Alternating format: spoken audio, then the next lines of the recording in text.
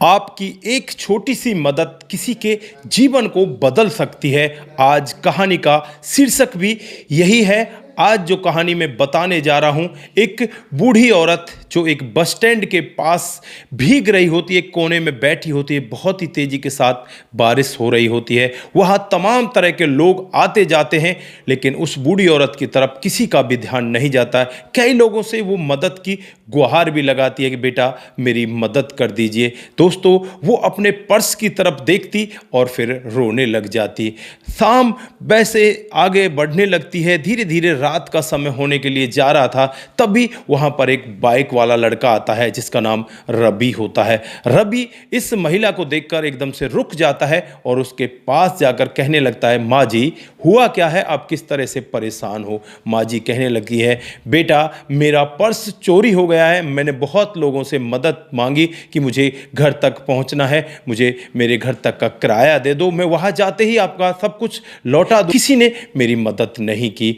तो यहाँ पर जो रवि है वो कहने लगता है कि माँ जी आपको टेंशन लेने की ज़रूरत नहीं है, मैं आपको आपके घर तक छोड़ के आऊँगा, लेकिन उससे पहले आप कुछ खा लीजिए। वो कुछ सामान लेकर आता है और माँ जी को देने लगता है। दोस्तों, यहाँ पर वो माँ जी सामान खाती है और उसके बाद उसकी बाइक पर बैठ जाती है और वहाँ से सीधे रवि उसे लेकर उसके घर पर पहुँच जाता है। वहाँ जाने के बाद उस बेटे का बहुत बहुत धन्यवाद करती है और कहती है कि बेटा कभी दोबारा ज़रूर आना। तुम कहाँ के रहने वाले हो, तुम्हारा नाम क्या है। हालांकि रवि यहाँ पर वो बताना नहीं चाहता था, फिर भी अब वो बता ही देता है कि माँ जी मैं फला गाँव का रहने वाला हूँ, मेरा नाम रवि है।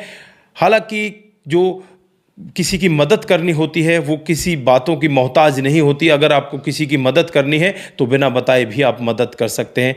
यहाँ पर अब ये रवि वापस अपने घर पहुँच जाता है। इधर जो इस माँ का लड़का होता है जिसका नाम अमित होता है, बहुत बड़ा बिजनेसमैन होता है, जब शाम को वो अपने घर आता है तो माँ से ये पूरी बातें सुनता है तो वो भी एक बार के लिए भावुक हो जाता है और अपनी माँ से कहने लगता है कि माँ वो भला आदमी कौन है जिसने आपकी मदद की थी, हमें भी उसकी मदद करनी चाहिए। दोस्तों, अब यहाँ पर वो अपने आदमियों को काम पर लगा देता है कि रवि के बारे में जान पहचान लगाओ, वो कहाँ पर है, कैसे रहता है, क्या करता है, क्या नहीं करता। तो पता चलता है कि रवि एक बेरोजगार है, वो नौकरी की तलाश में घूम रहा है। दोस्तों, अब अमित खुद उससे मिलने के लिए उसके घर पर जाता है। वहाँ जाने के बाद अमित रवि का धन्यवाद करने लगता है, कहता है कि आपका बहुत बहुत धन्यवाद, आपने मेरी माँ की मदद कर दी। रवि यहाँ पर कहता है कि भैया इसमें धन्यवाद की कोई ज़रूरत नहीं है, अगर आपकी माँ की जगह मेरी माँ होती तो मैं भी यही सोचता कि मेरी माँ की भी कोई मदद करे, बस मैंने अपना फ़र्ज निभाया है। दोस्तों, यहाँ पर अमित रवि की इन बातों को सुनकर बहुत बड़ा प्रभावित होता है और रवि से कहने लगता है कि मैं आपके लिए अपनी कंपनी में एक जॉब आपको देता हूं, आप कल से वहां पर आ जाना। रवि कहता है कि भाई इस तरह से मैं नौकरी नहीं चाहता, मैं अपनी काबिलियत से नौकरी करना चाहता हूं। दोस्तों, यहां पर जो अमित है उससे कहने लगता है ठीक है, तुम्हारी काबिलियत के हिसाब से ही तुम्हें नौकरी दी जाएगी, तुम कल इस पते पर आ जाना। रवि अगले दिन उस पते पर पहुंच जाता है और वहां जाने के बाद उसे एक बहुत अच्छी नौकरी मिल जाती है। बहुत अच्छे से वो पैसे कमाने लगता है। धीरे धीरे इसी तरह से समय बीतने लगता है। जो इस लड़के की माँ होती है वो भी अपने बेटे से यही कहती है कि बेटा वो बहुत ही भला लड़का है, उसको कभी किसी तरह की कोई परेशानी ना हो। बेटा कहता है कि माँ वो सचमुच ही बहुत भला आदमी है, उसने तो हमारी कंपनी में 4 चांद लगा दी हैं, वो अच्छे से अपने कामकाज को करता है, सब तरह से वो बिल्कुल फिट है। दोस्तों, यहाँ पर अब जो रवि है वो अपने कामकाज को आगे बढ़ाने लगता है। धीरे धीरे समय बीतता रहता है। एक दिन का वाकया होता है जब शाम के समय वो अपने घर ड्यूटी से जा रहा होता है। रास्ते में एक करीब 5 साल का लड़का उसे दिखाई देता है और वो हर एक व्यक्ति को रोक रहा था, हर एक से मदद की गुहार लगा रहा था। यहाँ पर भी वो मदद की गुहार लगाने लगता है। रवि से कहने लगता है कि अंकल मेरी मदद कर दीजिए, मेरी माँ बहुत बीमार है। दोस्तों, यहाँ पर रवि उसके बारे में एक बार बस सोचने लग जाता है कहीं ऐसा तो नहीं कोई प्रोपगंडा हो, किसी तरह से फंसाया जा रहा, लेकिन वो बच्चा ऐसा उसे दिखाई नहीं देता। फिर उस बच्चे को अपनी बाइक पर बैठाता है, कहता है कि तुम्हारी माँ कहाँ है, चलो मुझे उनके पास लेकर चलो। दोस्तों, अब ये रवि सीधे उनके घर पहुंच जाता है।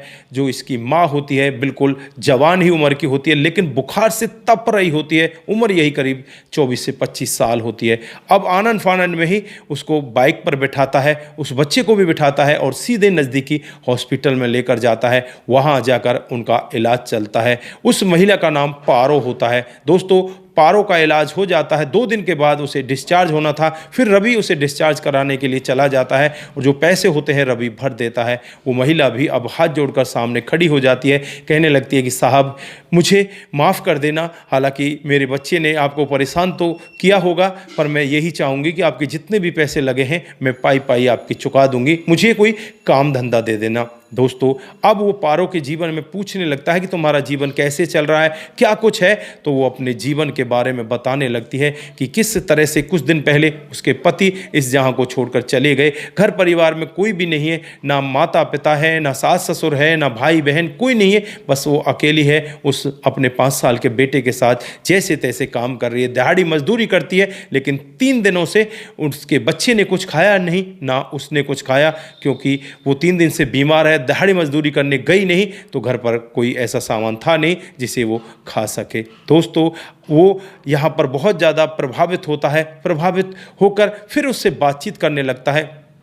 धीरे धीरे कुछ समय और बीतता है। कुछ समय के बाद वो पारो से कहने लगता है कि पारो, क्या मैं तुम्हें अपने घर ले चल सकता हूँ? मैं चाहता हूँ कि तुम मेरे घर पर रहो और वहीं पर तुम्हारा बच्चा भी रहे और वहीं पर तुम अपने जीवन को आगे बिताओ। दोस्तों, पारो उसके तरफ देखने लगती है, कहने लगती है कि साहब आपके घर वाले क्या इस सब के लिए मान जाएंगे? तो वो कहता है कि हाँ हाँ, मेरे घर वाले मेरी बात नहीं टाल सकते। घर में बस मेरी बूढ़ी माँ है और माँ को मैं जो कहूँगा वो मान ही जाएगी, क्योंकि माँ मुझसे बहुत प्यार करती है।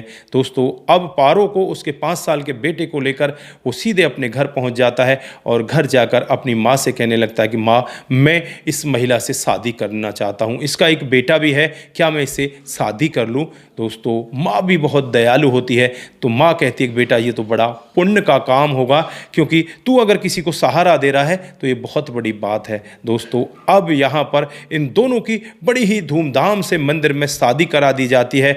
जो कंपनी का मालिक होता है वह स्वयं यहाँ पर आता है और आज ऐसी भावनाओं को देखकर वो और भी ज़्यादा इसका कायल हो जाता है। वो कहने लगता है कि भाई, वाकई में ही रवि कुमार तुम बहुत बड़े इंसान हो, तुम्हारा जिगरा बहुत बड़ा है। तो दोस्तों, अब इनके जीवन में किसी भी तरह की कोई कमी नहीं है। इधर उस बेटे को पिता मिल जाता है, माँ को पति मिल जाता है और रवि को एक जीने का सहारा मिल जाता है। इस तरह से इस कहानी का बहुत बढ़िया प्यार भरा अंत होता है। तो दोस्तों, ये रही आज की एक छोटी सी कहानी। आप लोग यहाँ पर क्या कहना चाहते हैं? ये कहानी रवि ने खुद हमें भेजी है और उन्होंने कहा है कि इस कहानी को आप ज़्यादा से ज़्यादा लोगों के साथ में साझा भी करें, जिससे कि और लोग भी इस तरह से मदद करने के लिए आगे बढ़कर आएँ। दोस्तों, ज़्यादातर कुछ लोग ऐसे भी होते हैं, वो सोचते हैं कि पैसे कमाने के लिए लोग बागों ने ऐसा धंधा बना रखा है। हकीकत भी ये है कि ज़्यादातर लोग ऐसे ही धंधे बनाकर रखते हैं, लेकिन कुछ लोग ऐसे भी होते हैं जो मजबूरी बस ऐसा काम करते हैं। और यहाँ पर इस माँ की मजबूरी थी जो वो वहाँ पर इस तरह से लोगों से मदद मांग रही थी, लेकिन यहाँ पर हर कोई व्यक्ति उसकी मदद नहीं कर रहा था, वो इसी तरह से उसको छोड़कर जा रहा था। रवि ने उसकी मदद की तो परमात्मा ने उसे इतना दिया, अब उसकी झोली छोटी पड़ रही है। तो दोस्तों, आप लोग इस कहानी के बारे में क्या कहना चाहते हैं? आपकी जो भी राय है एक बार कमेंट बॉक्स में ज़रूर देकर जाएं। और आगे जाने से पहले मैं आप लोगों से यही कहना चाहता हूं कि भाई, आप लोग हमारे वीडियोज़ को हर दिन देखते भी हो लेकिन सब्सक्राइब करना भूल जाते हो। इस काम को आप कर जाया करो भाई। जब हम इतनी मेहनत करके आपके लिए वीडियो बनाकर ला रहे हैं तो आप प्लीज़ प्लीज़ सब्सक्राइब जरूर करके जाएं। आप सभी का बहुत बहुत धन्यवाद। नमस्कार, जय हिंद, जय भारत।